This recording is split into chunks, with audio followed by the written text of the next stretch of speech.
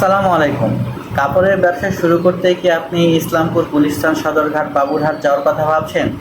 নতুন উদ্যোক্তাদের জন্য আজকে থাকছে গুরুত্বপূর্ণ পরামর্শ। তো চলুন শুরু করা যাক। আপনি কি পোশাকের ব্যবসা বা ই-কমার্স শুরু করতে চাচ্ছেন? তাহলে নিশ্চয় শুনেছেন বাবুরহাট যান, সদরঘাট যান, গুলিস্তান যান, সেখানে কম দামে কাপড় কিনে আনুন, তারপর সেল করুন। আসলেই কি এটা সেরা সিদ্ধান্ত?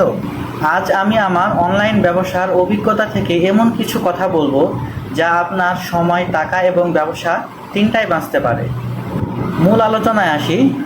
নতুন উদ্যোক্তারা সাধারণত মনে করেন বড় পাইকারি বাজারে গেলেই সবচেয়ে কম দামে কাপড় পাওয়া যায়, কিন্তু বাস্তবতা একটু ভিন্ন।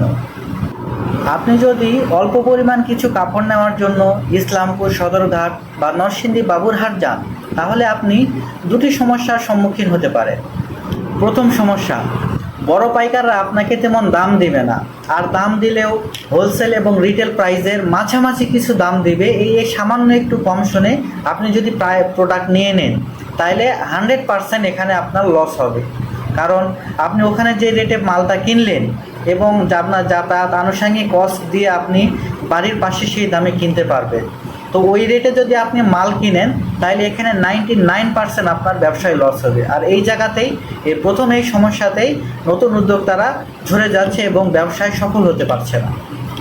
এবার আসি দ্বিতীয় সমস্যায়। আপনি যদি ফেব্রিক বা কাপড়ের কোয়ালিটিতে অভিজ্ঞ না হন, আপনি যদি ফেব্রিক বা কাপড়ের কোয়ালিটি না চিনেন, অভিজ্ঞ না হন, তাইলে কি হবে? আপনি ভুলভাল ডিফেক্ট কাপড় নিয়ে আসবেন।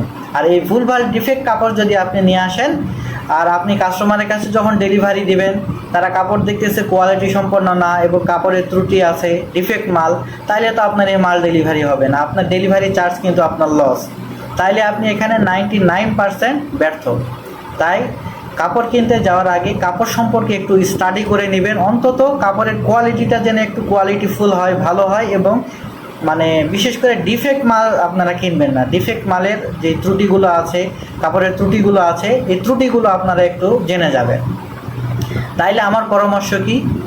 আমার পরামর্শ হলো, শুরুতে বড় বাজারের পিছনে না ছুটে আপনার স্থানীয় এলাকায় ছোট হোলসেলার, ডাইং, প্রিন্টিং ব্যবসায়ীদের সাথে একটা সুন্দর সম্পর্ক তৈরি করে ফেলুন। এলাকা থেকে মাল নিলে একটু দামটা বেশি পড়বে, কিন্তু আপনি অল্প পুঁজিতে শুরু করবেন। এর ফলে আপনি কি পাবেন?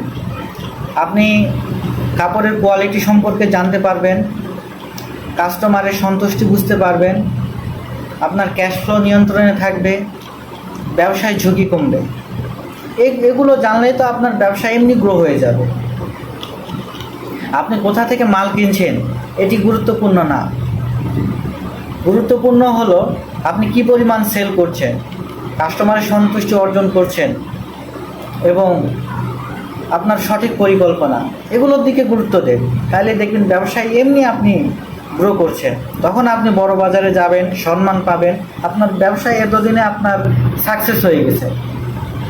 তো যারা নতুন উদ্যোক্তা শুরু করতে যাচ্ছেন, আপনারা কেন শুরু করতে পারছেন না এবং যারা শুরু করেছেন সমস্যা কি, অবশ্যই জানাবেন। সাধ্যমতো সমাধান করার চেষ্টা করব। আল্লাহ হাফেজ। আসসালামু আলাইকুম।